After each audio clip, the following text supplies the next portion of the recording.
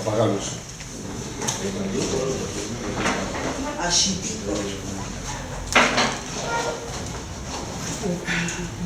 Bueno, para entender lo que está pasando en Haití hoy, hay que ponerlo en el cuadro global de los proyectos imperialistas y también de los avances del movimiento popular en Haití. Y desde 86, desde los años 80 incluso, se da un proceso de movilización popular muy fuerte, incluso con la participación de todo el sector de la teología de la liberación, realmente un movimiento que atraviesa los sectores y que fue muy potente, tan potente que logró el derrocamiento de la dictadura de Duvalier, que tenía 30 años, y que ejerció una represión feroz contra el pueblo, desmantelando incluso todo lo que representaba resistencia, pero pudo lograr ese derrocamiento, y a partir de ahí se abre un conflicto entre dos proyectos, ¿no? La visión de ese movimiento popular de construir otra sociedad en Haití, porque no era solamente para derrocar una dictadura, no era solamente un movimiento antiautocrático, pero era un movimiento para transformar la sociedad, ¿no? Uno de los lemas del movimiento era cambiamos el Estado, ¿no? Y frente a eso se arma, por supuesto, una respuesta muy fuerte desde el imperialismo, desde los imperialismos y desde la oligarquía haitiana, que para frenar ese movimiento, para desviar ese movimiento, para romper ese movimiento, va a organizar muchas cosas. Primero, los escuadrones de la muerte, que a partir de 87 empezaron a contrarrestar la movilización popular. Segundo, golpes de Estado, porque el pueblo logró ganar las elecciones en 90 con la subida al poder de Jean-Bertrand Aristide, y 7 meses después se organiza un golpe de Estado violento. Y entre 86 y ahora tenemos 2 golpes de Estado, tenemos 2 intervenciones militares, ¿no? Y inversiones militares importantes, 25.000 soldados de Estados Unidos. Tenemos todo un proceso de agresión en contra del movimiento popular, incluyendo un sistema de espionaje sofisticado, selección de dirigentes para entregarles visas de residencias a Estados Unidos, etc. Y en este momento llegamos a una nueva dinámica con la subida al poder de Michel Martelly, porque Michel Martelly es el símbolo de las fuerzas conservadoras y del imperialismo frente a ese movimiento popular, ¿no? Porque Michel Martelly era uno de los militantes del golpe de Estado de 91. Él circulaba, fusil en el hombro, ¿no? Y amenazando a Aristide de muerte, ¿no? Y es ese tipo que nos imponen como presidente de la República en elecciones totalmente fraudulentas, porque las elecciones del 2000-2010 fueron las peores de todo el ciclo electoral del 90 hacia el 2011, y con fraude, problemas técnicos, listas electorales y una participación grosera de la MINUSTA, una muy baja participación electoral, 17% del electorado, y finalmente imponen a Martelly, que realmente no había ganado las elecciones. Y durante esos 4 años, todo lo que hace Martelly es sabotear la arquitectura institucional que deriva de la Constitución de 87. La Constitución de 87 rompe el Estado autocrático que existía, creando nuevos mecanismos de participación, creando nuevos mecanismos de sufragio universal, etc., y creando nueva relación entre las instituciones. Y realmente Martelly, con las fuerzas conservadoras en Haití, declara la guerra a esa arquitectura institucional y va a gobernar durante 4 años afuera de esa lógica institucional, ¿no? Para darles un ejemplo, a pocos meses de su instalación como presidente, él decide encarcelar a un diputado en función, lo que por supuesto está prohibido por la Constitución, por la inmunidad que tiene. Y dentro de esa voluntad de las fuerzas conservadoras de no aceptar esa nueva Constitución del 87, él rehúsa organizar elecciones durante 4 años. Y llegamos a una situación actual donde hay un vacío institucional, donde la arquitectura institucional prevista por la Constitución del 87 no puede funcionar, porque en esa arquitectura institucional el Parlamento tiene un papel clave y no tenemos parlamentos, tenemos solamente 10 senadores en función, ¿no? Porque los diputados ya se venció su mandato, la mayoría del Senado se venció su mandato y por supuesto los 10 senadores ya no pueden hacer nada, ¿no? O sea que estamos en un vacío institucional que recuerda a la situación del presidencialismo de Duvalier o del presidencialismo que fue creado por la ocupación norteamericana del 15, porque fue uno de los cambios que realizó la ocupación norteamericana, es destruir las instituciones democráticas para centrar todo el poder alrededor del presidente títere que controla, ¿no? Y así que en eso, durante los 2 últimos años, se ha desarrollado un proceso de movilización popular, sobre todo urbano, muy fuerte, con manifestaciones casi cada semana, 80.000, 90.000 personas en la calle, exigiendo la renuncia de Martelly, ¿no? Y frente a ese movimiento, en diciembre de 2014 tuvieron que hacer algunas concesiones. Y tuvieron, por ejemplo, de aceptar el cambio del Consejo Electoral, que estaba totalmente controlado al 100% por el gobierno de Martelly, y que iban a dar las elecciones totalmente controladas. Tuvieron que cambiar de primer ministro y tuvieron que cambiar también la estructura de la Corte Suprema de Justicia, ¿no? Así que a partir de diciembre de 2014 se abre un nuevo periodo donde el nuevo equipo del Consejo Electoral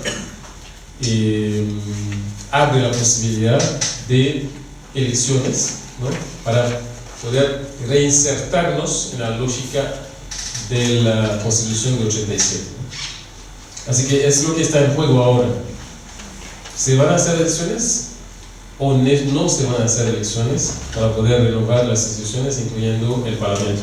Hay que subrayar que la inexistencia del Parlamento es realmente clave, porque hay muchas leyes que quieren introducir, que son leyes que ahora el presidente de Haití puede firmar, ¿no? como decreto, en la ausencia del Parlamento, para poder hacer funcionar el país, ¿no?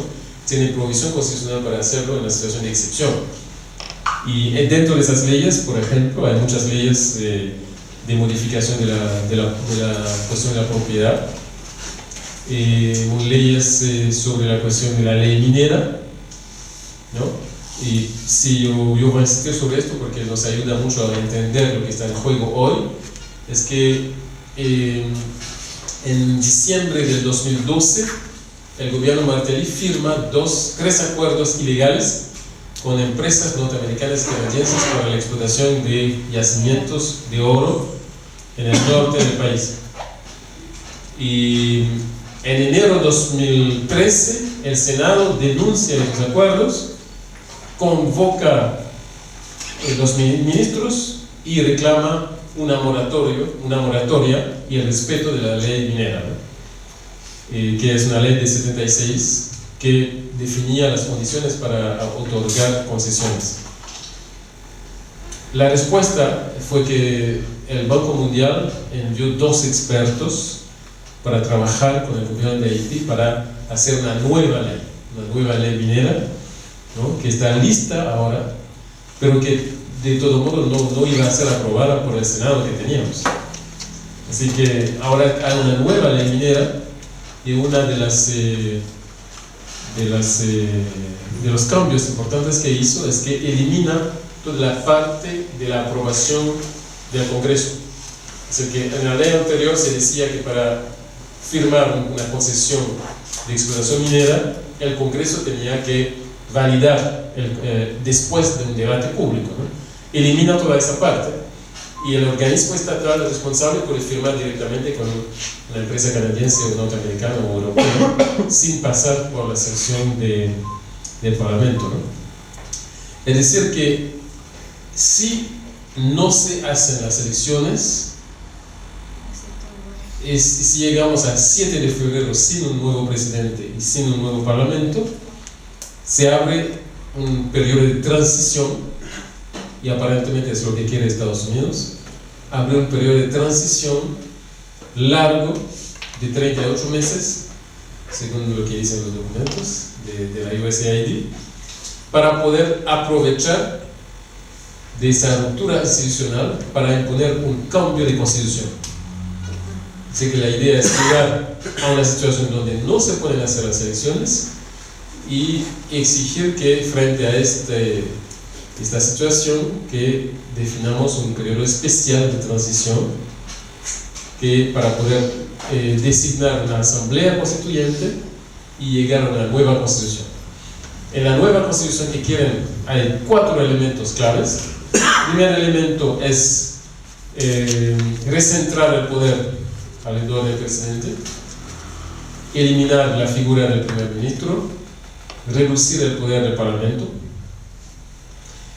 eliminar todos los obstáculos sobre la cuestión de la nacionalidad, porque hay muchos obstáculos sobre la cuestión de la nacionalidad para ocupar puestos en Haití, sobre todo los puestos electos de elección, y eliminar todos los obstáculos a la penetración del capital transnacional en Haití, sobre todo por ejemplo la cuestión de la propiedad de la tierra. Para darles un ejemplo, hay una concesión que fue acordada por el gobierno que acuerda a una transnacional francesa una concesión de 99 años para la explotación de una playa, porque la Constitución prohíbe, el Estado no puede vender esos terrenos, pero otorgó una concesión de 99 años, ¿no?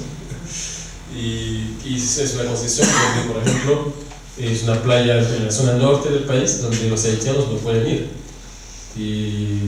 porque está una zona reservada, totalmente controlada por esta transnacional francesa, y los haitianos pueden entrar solamente en los barcos de croisière, no sé cómo se llama, de cruceros, pagando $4,000 cada uno, ¿no?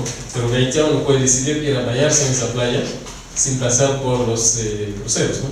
Así que para dar un ejemplo de los procesos que se están dando. Así que el objetivo central es transformar la economía del país, transformar el régimen político para hacer de Haití una base de servicio a las transnacionales, y con 4 ejes fundamentales desde el punto de vista económico.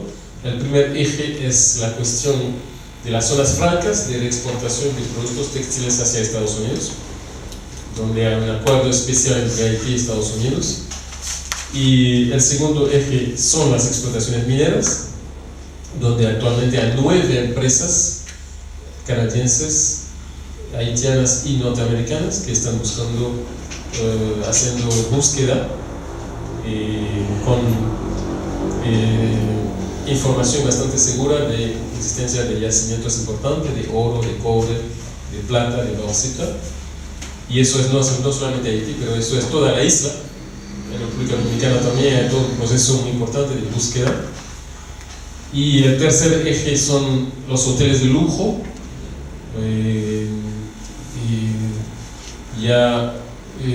Por ejemplo, en una pequeña isla que se llama la Isla de las Vacas, se ha creado, que es una isla ocupada por 20,000 haitianos, campesinos. Ahí se están construyendo un aeropuerto internacional, 2 terrenos de golf de 18 huecos y 2.500 cuartos de lujo, ¿no? Y por supuesto no se dice nada de lo que van a hacer con los de 20,000 habitantes de la isla, ¿no? Y el cuarto eje es exportaciones agrícolas hacia el mercado mundial. y incluyendo contratos que se han firmado con empresas como Dole de Estados Unidos para exportación de bananos hacia el mercado mundial. Y así que es básicamente lo que está en juego en ese momento, y hay muchas posibilidades que esas elecciones no se hagan por múltiples razones. Una de las razones es la cuestión financiera, porque el presupuesto de las elecciones son 66 millones de dólares y el Consejo tiene solamente la mitad de esa plata. Y también el próximo mes el gobierno dominicano está planificando una expulsión masiva de ciudadanos dominicanos de origen haitiano, porque según una decisión tomada por el Consejo Constitucional de República Dominicana hace 2 años ahora, decidieron desnacionalizar a todos los dominicanos nacidos en el territorio dominicano desde 1929 si sus padres eran haitianos. Y lo que quiere decir que están desnacionalizando a 250.000 dominicanos, y el proceso de repatriación, de expulsión, porque son dominicanos y haitianos, pero son dominicanos por la Constitución Dominicana, que hasta 2010 era de ius soli, ¿no? Se cambió en el 2010, pero hacen una retroactividad totalmente ilegal, si van a empezar esas expulsiones hacia el territorio haitiano, y no sé si van a poder expulsar 250.000 personas, pero si expulsan 60.000, 70.000, 80.000, es un caos y un proceso de destabilización del proceso electoral para poder llegar a 7 de febrero sin elecciones y decir que tenemos que pasar por un periodo de transición. En el terreno electoral actualmente tenemos una situación bastante confusa, donde la estrategia de Martelly y sus seguidores es invadir el espacio electoral con múltiples partidos, con múltiples candidatos, pero la mayoría de esos candidatos son de Martelly y son de la familia política de él o de los duvalieristas, ¿no? Por ejemplo, se escribieron 70 candidatos a la presidencia, 70, una cosa totalmente increíble, 70 candidatos a la presidencia, 126 partidos políticos, ¿no? Y miles y miles de candidatos para diputados y senadores, ¿no? Y sigue un proceso realmente muy confuso, y el Consejo actual tuvo la valentía, por ejemplo, de rechazar la candidatura de la esposa de Martelly, porque la esposa de Martelly se candidateó para senador del Departamento del Oeste, y su candidatura fue rechazada por el Consejo Electoral bajo dos argumentos. El primer argumento es que es de nacionalidad norteamericana, ¿no? Y el segundo argumento es que no tiene un papel que mostró que ha hecho una gestión transparente de los fondos públicos que tenía el programa de asistencia social que estaba dirigiendo. Así que también el antiguo primer ministro de Martelly, el M. Lamotte, que es un tipo asociado a muchos episodios de corrupción, de robo, de despilfarro de la plata pública, de contratos, de concesiones. Por ejemplo, firmó un contrato con una empresa dominicana de 350 millones de dólares para la reconstrucción del Parlamento, que fue destruido durante el terremoto. Y esa empresa dominicana, que se llama Hadom, es una empresa que se fundó 3 meses antes de firmar el contrato, ¿no? Y esa empresa Hadom recibió los 350 millones de dólares, pero ni una piedra existe en esa construcción en Haití ahora, ¿no? Pero ya cobró los 350 millones de dólares. ¿no? Un montón de escándalos de ese tipo, pero también se candidateó. Y esta semana el Consejo Electoral va a decidir de los 70 candidatos a la presidencia quién respeta la letra de la ley sobre la posibilidad de ser candidato a la presidencia. Y estamos en un momento bastante difícil porque también aumentó la inseguridad durante los últimos meses, y un tipo como Lamotte tiene bandas irregulares armadas, ¿no? Que se están preparando para la época electoral. Y dentro de los candidatos tenemos un abanico bastante amplio a nivel de tendencias, y se había hecho muchos esfuerzos para crear una unidad de las fuerzas de izquierda para ir junto a las elecciones. No fue posible, así que tenemos varios candidatos que están cercanos a la izquierda y sin que realmente haya un frente unificado y en ese sentido, ¿no? Por ejemplo, hay Sharon Jean-Baptiste, que es un líder histórico del movimiento campesino, que es el movimiento de Papaya, que es uno de los dirigentes internacionales de Vía Campesina, que es candidato a la presidencia.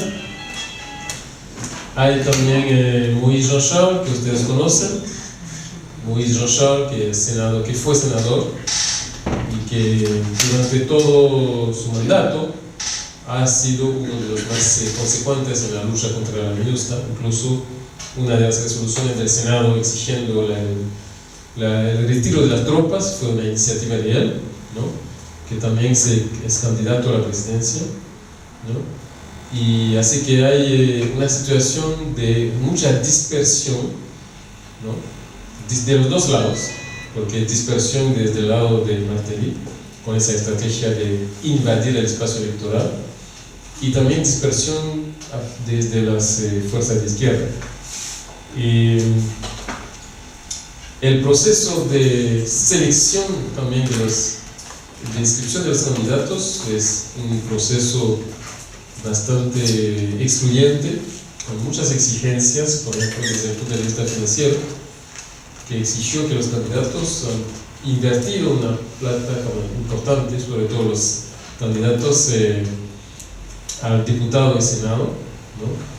Han invertido mucha plata, muchos recursos financieros para poder candidatearse, lo que por supuesto quiere decir que mucha gente del pueblo no ha podido candidatearse por esos obstáculos financieros creados a nivel de la ley electoral. Así que es una cosa de la estructura tradicional oligárquica en Haití, es crear mecanismos de exclusión a nivel del espacio, incluso del espacio electoral, ¿no? No solamente, por ejemplo, para ser candidato a diputado o senador tienes que demostrar que tienes una propiedad en la región, y para obtener ese título de propiedad muchas veces hay que pagar y negociar, una cosa bastante difícil. Y nosotros, por ejemplo, tenemos candidato a diputados que gastaron más de 150.000 gurdas para poder simplemente candidatearse, ¿no? ¿Cuánto es eso? La gurda es $1 vale 48 gurdas, ¿no? Y 150.000 gurdas para los sectores populares es mucha plata. Mucha plata. 30.000. Así que es un proceso difícil. Así que para nosotros estábamos en una dinámica que tenía tres elementos. El primer elemento era la creación de un frente de izquierda entre los grupos realmente de izquierda, los socialdemócratas, pero realmente de una izquierda revolucionaria que está dispuesta a llevar adelante una lucha anticapitalista y una estrategia de ruptura claramente. Y el segundo elemento era crear un frente patriótico amplio que llamamos MPDP, Movimiento Patriótico Democrático Popular. Y dentro de esas dos dinámicas, no solamente la dinámica del frente de izquierda, la dinámica del movimiento patriótico, decidimos que vamos a trabajar con varias estrategias. Por supuesto, la estrategia del desarrollo de las luchas populares, de las luchas reivindicativas, de la lucha, por ejemplo, campesina para la reforma agraria, sobre la cuestión del derecho a la tierra, etc. Pero también decidimos tener una presencia en el terreno electoral, una presencia autónoma, una presencia con una definición de una identidad política e ideológica clara, ¿no? Para tratar de que sería una participación crítica, es decir, que presencia en el terreno electoral, pero al mismo tiempo ayudar dentro de la pedagogía política a demistificar todo el sistema electoral que tenemos a través de lo que llamamos los 3D, descolonización. Es importante que haya todo un proceso para quitar la decisión estratégica a las agencias, al Departamento de Estado, a las Naciones Unidas, a la OEA, por ejemplo, y también la lucha para desmercantilizar el espacio electoral, que hay todo un proceso donde realmente se ha creado de manera artificial costo elevado del proceso electoral para justificar esa presencia externa, y también luchar contra la presencia de la plata sucia dentro del proceso electoral. Como sabemos, en Haití es un terreno de tránsito importante de la droga que va hacia Estados Unidos. 12% de la cocaína que entra a Estados Unidos transita por nuestro país, y eso aumentó con la presencia de la MINUSTA. Y por supuesto, la gente, toda esa economía criminal y todos los traficantes de droga quieren tener control del espacio político y tener control del parlamento, y están invirtiendo mucho en eso. Así que dijimos que era una participación crítica, una presencia clara desde el punto de vista político, ideológico, con un discurso antiimperialista, antineoliberal y antioligárquico, pero también una crítica del proceso mismo, ¿no? Y hacer todo un proceso de educación política de la gente, imponiendo temas, debates dentro del espacio político que sean debates de fondo, como por ejemplo el debate sobre la cuestión minera, ¿no? Pero al mismo tiempo haciendo una crítica sistemática de los aspectos del sistema electoral que no permiten realmente que el pueblo de Haití tenga el derecho a expresarse en las urnas, ¿no?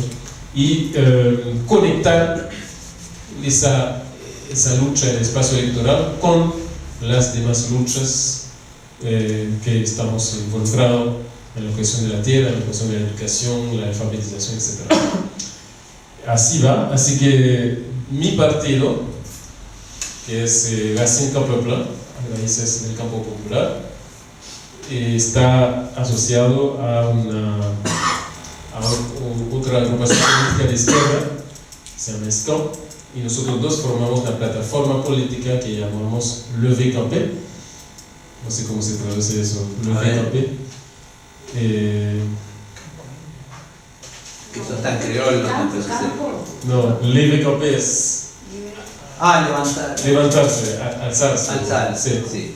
Así que es plataforma Levé Campé número 7, y estamos tratando de desarrollar esa presencia crítica y para poder ir adelante en esa construcción de una fuerza de izquierda presente en las elecciones, que pueda realmente influir en los cambios que se están dando en este momento. Y pensamos que la coyuntura actual también puede desembocar en la insurrección popular, porque si realmente la estrategia dominante de no hacer elecciones ¿no? Y que parece ser una de las opciones del imperialismo ahora, puede desembocar en una verdadera insurrección popular. ¿Okay? Porque la gente está muy clara de la necesidad de seguir con esa construcción democrática a pesar de las insuficiencias de la Constitución de 87, pero la gente no quiere echar atrás y aceptar el retroceso que representa el gobierno Martelly y el retroceso que puede representar ir hacia un periodo de transición totalmente controlado desde el imperialismo. Y es muy significativo que la MINUSTAH, no solamente en todas las luchas desde los 11 últimos años, ha jugado un papel clave en, por ejemplo, facilitar las privatizaciones, facilitar la identificación de los yacimientos de recursos minerales, y que durante los 4 años, cuando Martelly se rehusó a hacer elecciones para la renovación del Senado, del tercio, por ejemplo, del Senado, etc., durante esos 4 años, la MINUSTAH, el core group, el gobierno de Brasil, de Uruguay, etc., estaba aplaudiendo a Martelly, ¿no? Y apoyando totalmente toda la estrategia de sabotaje del proceso democrático de Haití y todo el proceso de no aceptar funcionar dentro de la Constitución de 87. Así que en ese momento es un momento bastante difícil, muy candente, y mucha incertidumbre con respecto a lo que va a pasar en las próximas semanas, pero nosotros estamos a la vez en el desarrollo de las luchas populares. Estamos invirtiendo mucho en la conmemoración de los 100 años y tenemos muchos eventos previstos. El 17 y 18 de julio estamos invitando al comité uruguayo. El 17 y 18 de julio vamos a hacer un coloquio internacional para la desocupación de Haití, que es un momento no solamente para evaluar la MINUSTAH, evaluar lo que nosotros hemos hecho como resistencia, evaluar lo que ustedes, los comités de solidaridad, han hecho, y proyectar nuevas estrategias de lucha, sobre todo en ese momento de transición, ¿no? Para que realmente haya una presencia de los movimientos solidarios al lado del pueblo de Haití en su lucha contra la dominación imperialista, y ayudar también a inscribir esta lucha dentro de un contexto regional del Caribe. Así que su presencia es muy importante. El 17 y 18 de julio en Haití deberían enviar delegados a participar a eso. El 17 de diciembre del 2015 vamos a realizar un tribunal popular contra la ocupación y para la restitución del stock de oro robado en el diciembre del 14. Y a partir de julio estamos organizando exposiciones itinerantes en todo el país de fotografías, de películas, y también concursos de pinturas sobre la ocupación del 15 y la continuidad que existe entre la ocupación del 15 y la ocupación de la MINUSTAH ahora.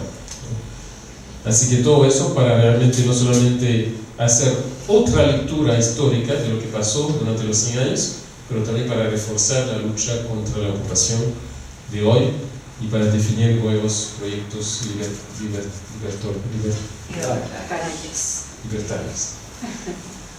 Gracias.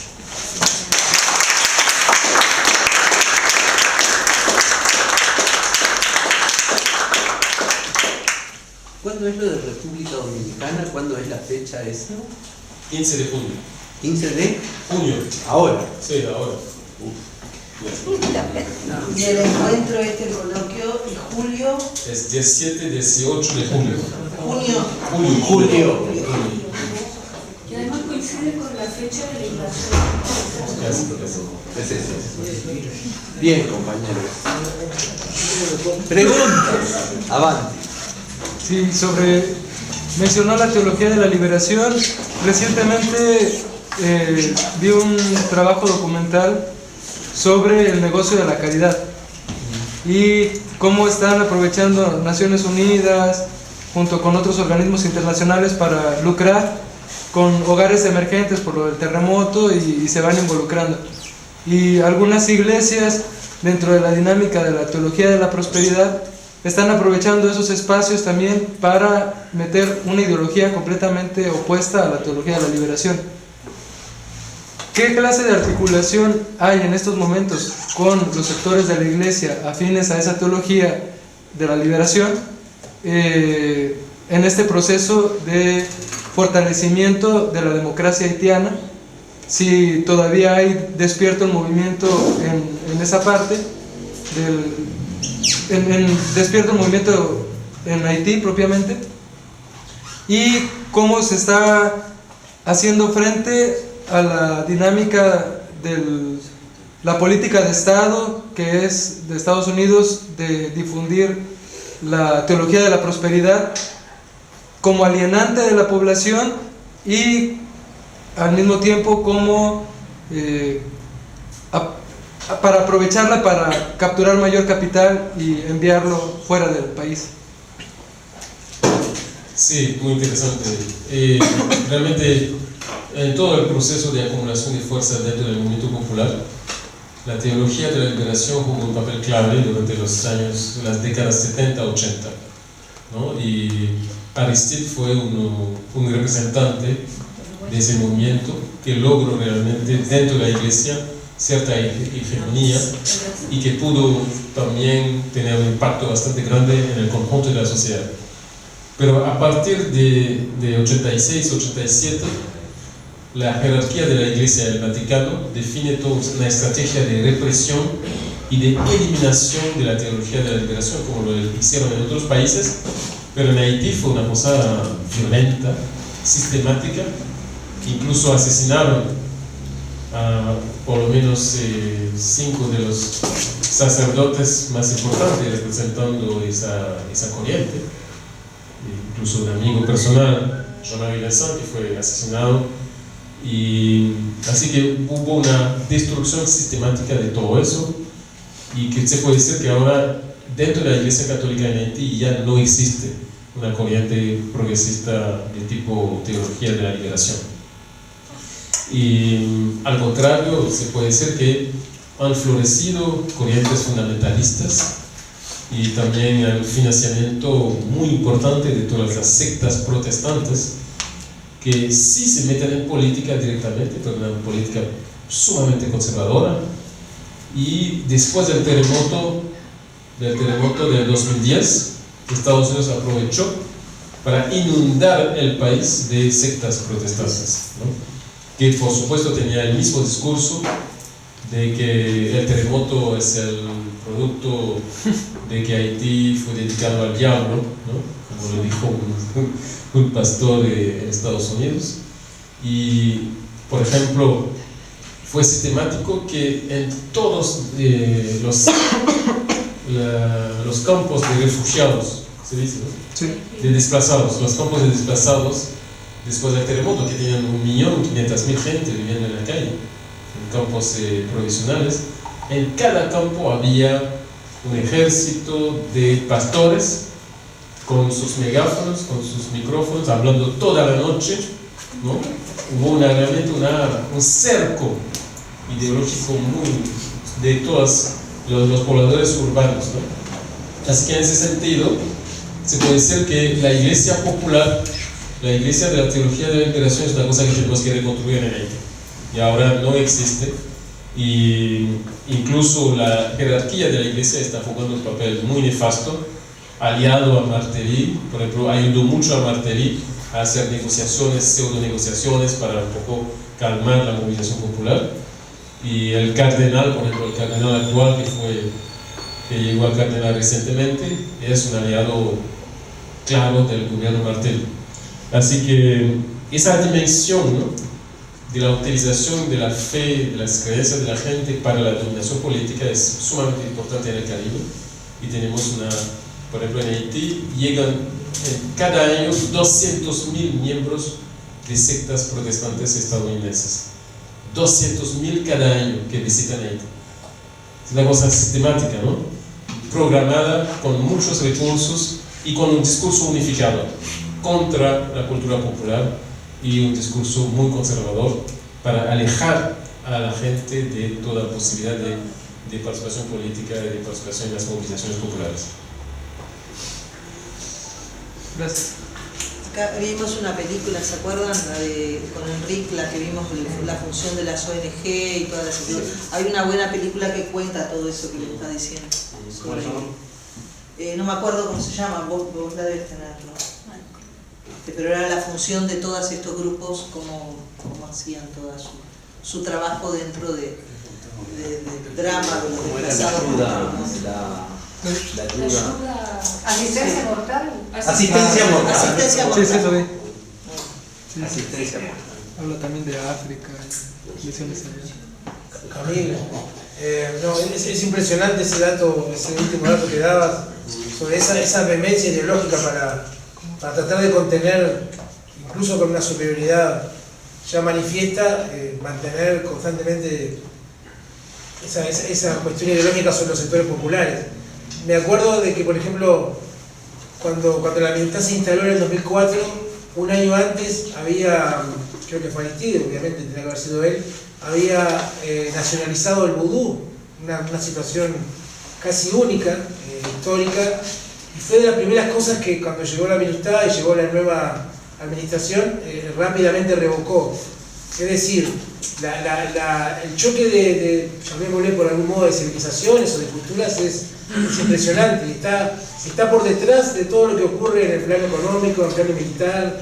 Es impresionante el experimento social que está ocurriendo en Haití, porque es como mandar 200.000 unidades militares a pacificar todo el tiempo para contener una situación social desde hace muchísimo tiempo antes.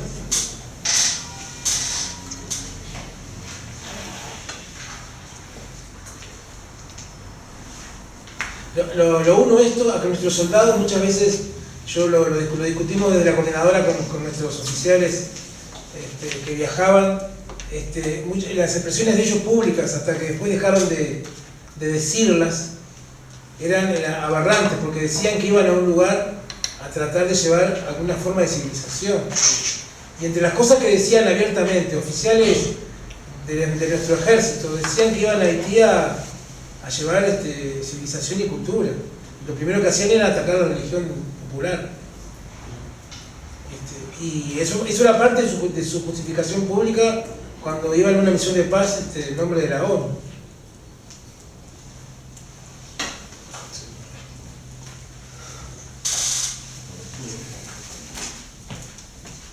Bueno, Compas, vamos terminando. Quería hacer un comentario sobre la cuestión de la salida de las tropas de la MINUSTAH, que por supuesto es un objetivo importante. Incluso no podemos aceptar que Brasil dice que va a salir en octubre de 2016. Muy tarde eso. Tenemos que exigir la salida inmediata de las tropas, incondicional e inmediata. Pero al mismo tiempo es importante recordar las ramificaciones del pueblo de Haití para la reparación de los daños hechos. Y muchos daños se han hecho durante esos 11 años de ocupación, y uno de los temas más candentes es la cuestión del cólera, ¿no? Recordar que mataron a 8.900 personas, una enfermedad que no existía en Haití, ¿no? 768.000 infectados por el cólera, y hasta ahora Naciones Unidas no reconoce su culpa y no está metido en ningún proceso de indemnización. En el momento que estamos hablando ahora, hay gente muriéndose de cólera en Haití. Cada vez que hay una estación de lluvia importante, la gente se muere de cólera. Así que no solamente no hay un proceso de indemnización, pero ni siquiera hay una inversión consecuente para frenar la epidemia con centros de rehidratación. Es decir, que eso es una reivindicación muy importante, y Uruguay no puede ser que fue la gente de Nepal, ¿no? Es una responsabilidad conjunta de la MINUSTAH, ¿no? Y Y estamos exigiendo no solamente indemnización de las familias de las víctimas, indemnización de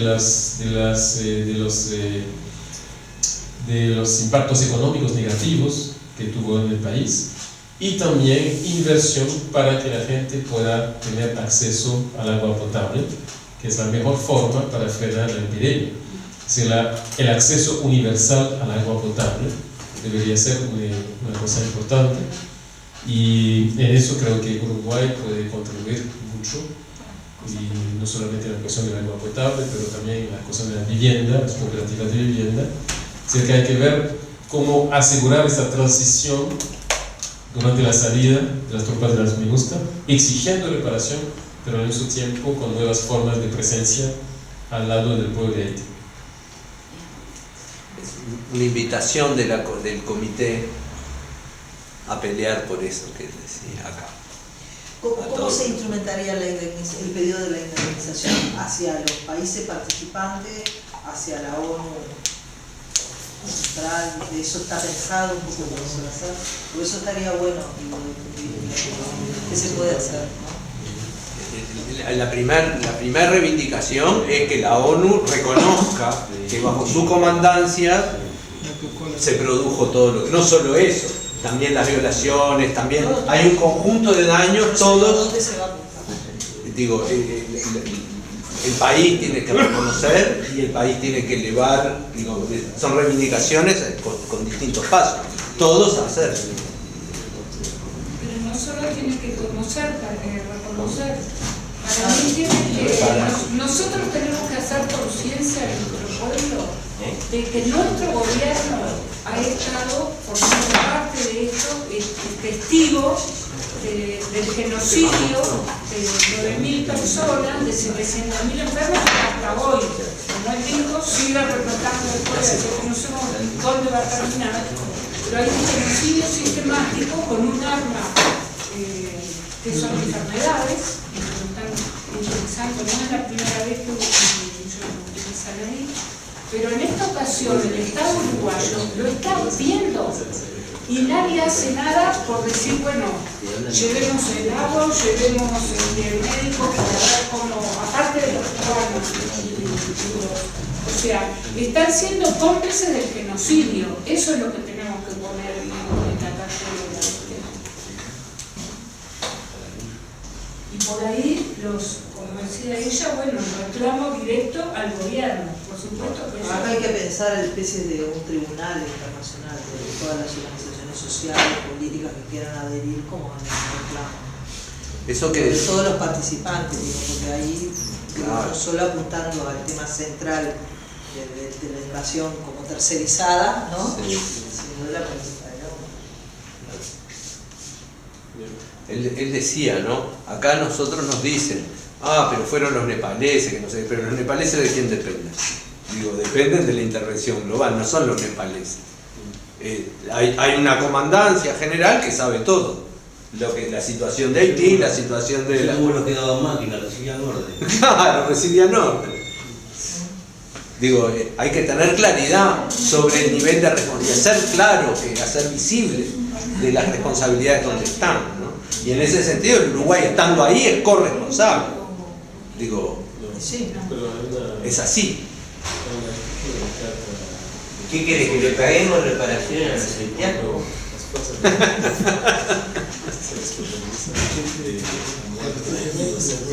Es lo mismo. Primero se tiene que dejar de pagar la deuda.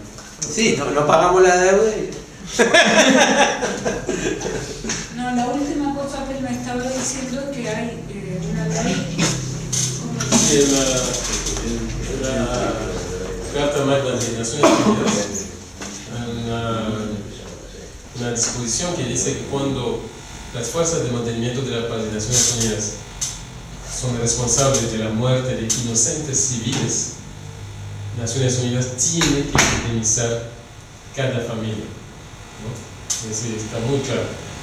Y cuando no son gente armada que murieron en combate frente a las fuerzas de Naciones Unidas, y son inocentes civiles, Naciones Unidas tiene que indemnizar. Eso es el caso claro de la gente que murió de cólera. Clarísimo. Clarísimo. Che, nosotros pensando en el 17, 18, que algo vamos a tener que hacer acá. ¿Tá? Una vez hicimos una videoconferencia allá, ¿te acordás? Sí. Que contigo allá y nosotros en este salón. Estábamos en este salón. Él transmitía desde Haití, nosotros estábamos acá. Una conferencia que se hizo allá. Sí. No se podrá hacer en muchos lados y en forma más abierta, tal vez, una cuestión sobre la movida. Tenemos que ir pensando, porque estamos en cómo tomamos acá el tema de los 100 años, ¿no? No sé si por Skype. Se puede. Sí, por Skype. Si se puede replicar en varios puntos. Pero en un lugar más abierto, más propaganda, ¿no? Estás como entonces de nuevo.